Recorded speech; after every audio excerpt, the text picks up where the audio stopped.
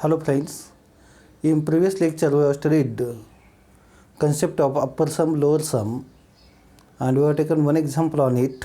We will take one more example on upper sum, lower sum. So take the example, let fx is equal to say x square, x belongs to minus 1 to 1, minus 1 to 1. Sigma is equal to say minus 1, then half, 1, 0, 1 by 4, then 2 by 4 and 1. Be subdivision of 0, subdivision of minus 1 to 1, minus 1 to 1. Compute upper sum of a power sigma and lower sum of a power sigma. Solution. So here fx equal to x square. If you observe the graph, it is parabola. Say minus 1 here and 1 here. So it is parabola.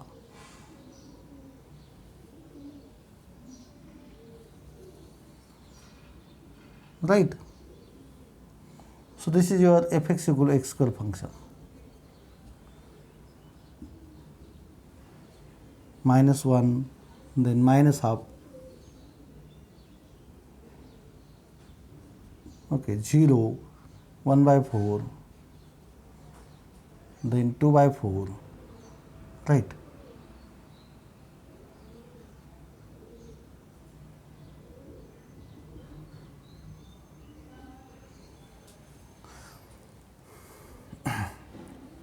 So what is your here fx equal to x square is a decreasing function on is continuous function on minus 1 to 1. Moreover, fx is decreasing on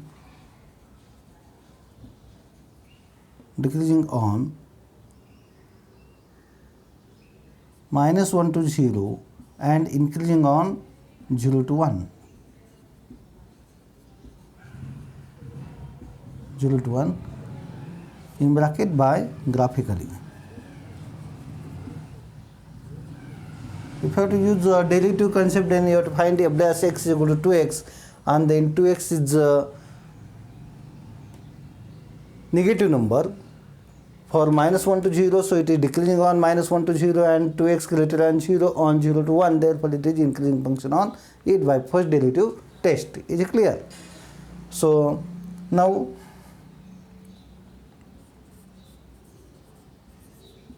sigma is equal to minus 1, minus half, 0, 1 by 4, 2 by 4 and 1 is subdivision of minus 1 to 1. Subdivision of minus 1 to 1. Therefore, I1 is equal to minus 1 to half, minus half. I2 is equal to minus half to 0. I3 is equal to 0 to 1 by 4. I4 is equal to 1 by 4 to 2 by 4. I5 is equal to 2 by 4 to 1, that is half to 1, are component intervals of component subintervals of minus 1 to 1 formed by sigma.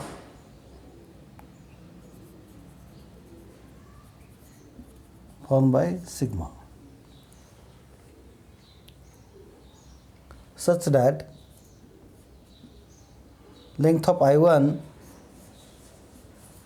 if you compute length I1, it is half, length I2, 0 minus minus half, length of I3, 1 by 4, right? This is 1 by 4. Then I4, length is 1 by 4 and length of I5 is 1 by 2. Okay.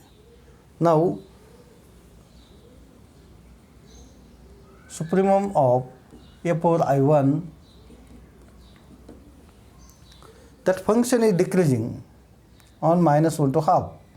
So it is f of minus 1, which is minus 1 square is equal to 1. Supremum of similarly infimum of a power I1 is f of 0, f of minus half, that will become 1 by 4. Supremum of a power I2 is equal to f of minus half, which is nothing but 1 by 4, and infimum of a power I2 is equal to, what is your I2? I2 is minus half to 0, so that is f of 0 is 0. Okay, so these values. Then in supremum of a power I3, it is increasing function on 0 to 1 by 4 now. Therefore, it is your f of 1 by 4, which is 1 by 16. Infimum of a power I3 is f of 0, because it is increasing function 0. Supremum of a power I4 is equal to f of, what is your I4 is nothing but 1 by 4 to 2 by 4, so 2 by 4, so it is 4 by 16, and infimum of f of I4 is equal to f of 1 by 4, 1 by 16. Then supremum of f over, what is your last one? I5 is f of 1 is 1, that is 16 by 16, and here infimum of a power I5 equal to f of 1 by 4, 2 by 4, right, is nothing but 4 by 16, 2 by 4 square, right. So I can write this as 1 as 16 by 16, that 1 by 4 as 4 by 16, and so on. Okay. Now upper sum of a power sigma, a power sigma is equal to summation of k equal to 1 to 5, supremum of a power ik into length of ik. What will get this? This is equal to, now supremum of a power I1, 1 into, what is length of I1 half,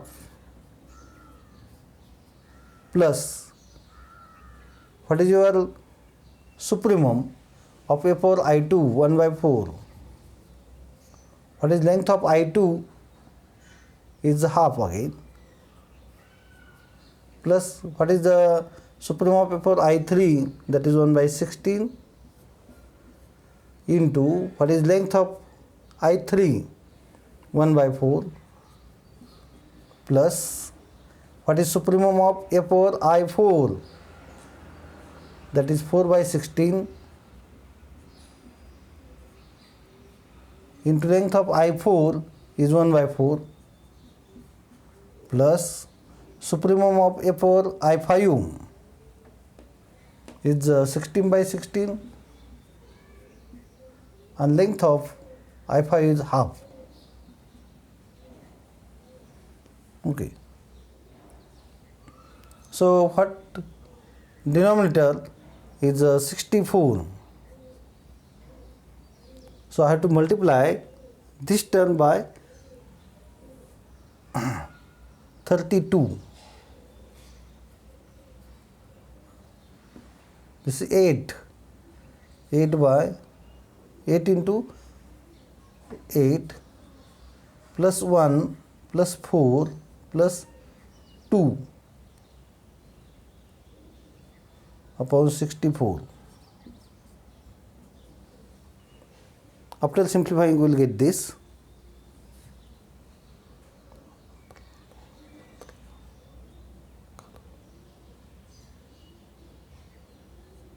(47 by 64). Lower sum of upon sigma is summation of infimum of upon ik into length of ik. Now, first infimum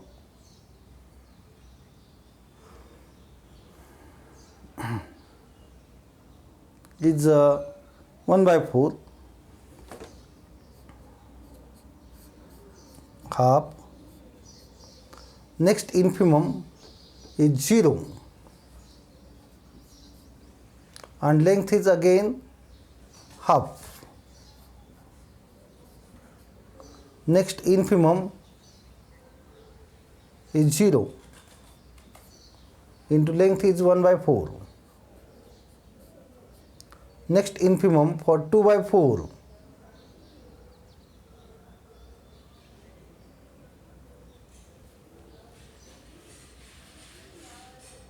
1 by 4, that is 1 by 16. Length of I3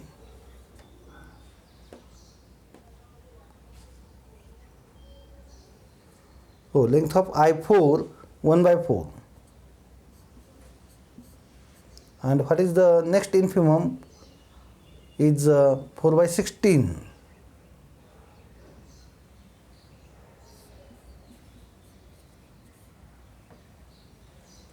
4 by 16 infimum into its length is half. Now 8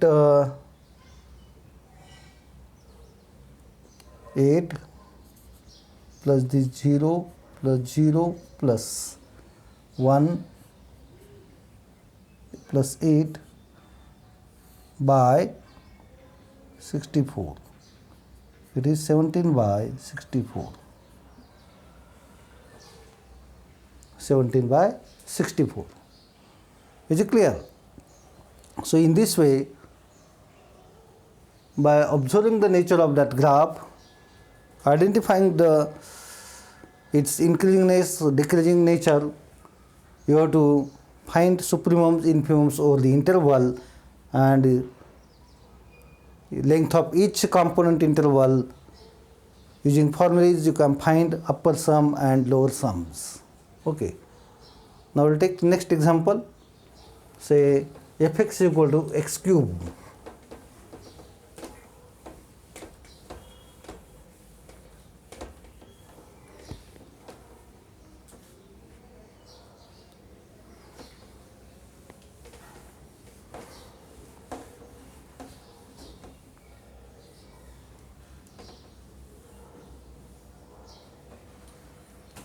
Or if I take just this example,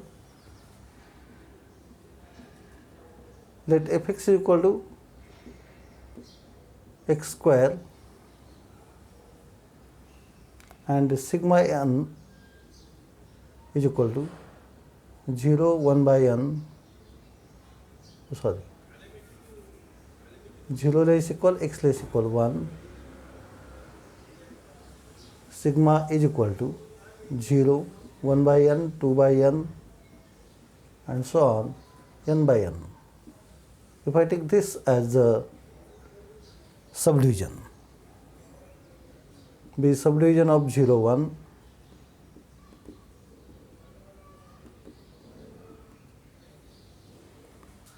compute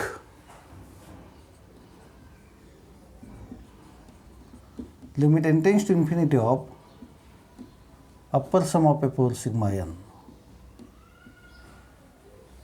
Upper sum of f over sigma n. Okay. Solution. Here fx is equal to x square is continuous function on 0 1 such that f dash x is equal to 2x greater or equal to 0 for every x on 0 1. Therefore, f is increasing function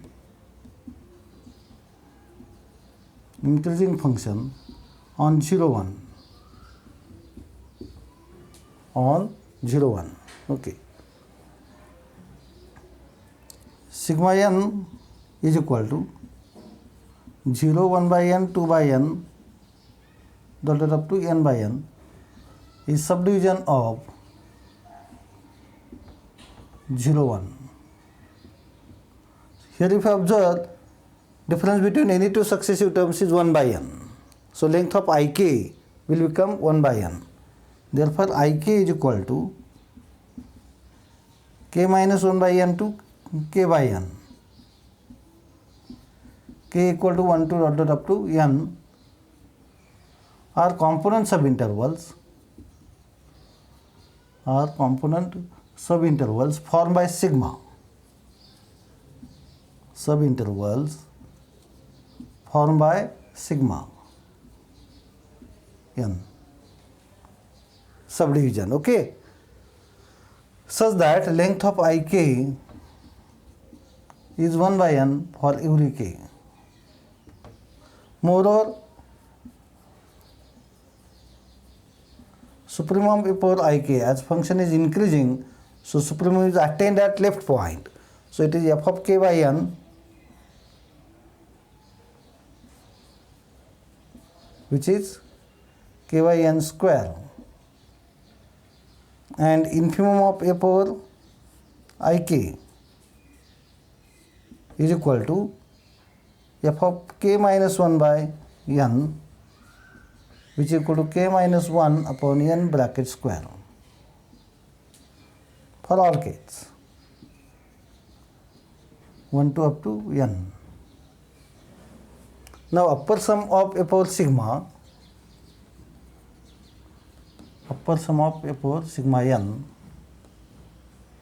is equal to limit is equal to summation of k equal to 1 to n supremum of f over ik into length of ik, which is equal to summation of k by k equal to 1 to n. What is supremum? K by n bracket square, that is k square by n square, into length of ik is 1 by n. So I can take 1 upon n cube outside. Summation of k equal to 1 to n k square, sum of the squares of first n natural numbers is n into n plus 1 into 2m plus 1 by 6. This is the formula. Therefore, limit n tends to infinity of upper sum of f over sigma n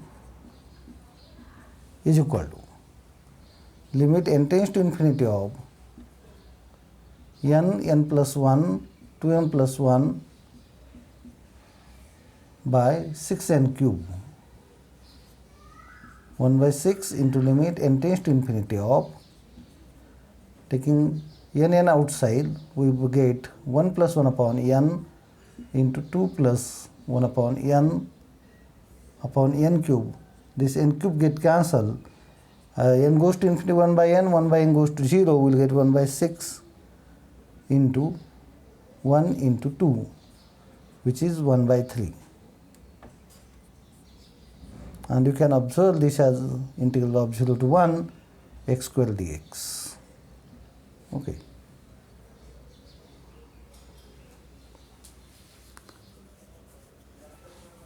Similarly, you can evaluate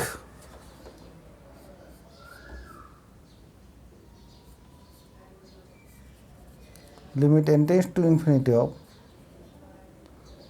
lower sum of a power sigma n, then you will get limit n tends to infinity of, this is again 1 by 3, check it. Here I will get just k minus 1 bracket square.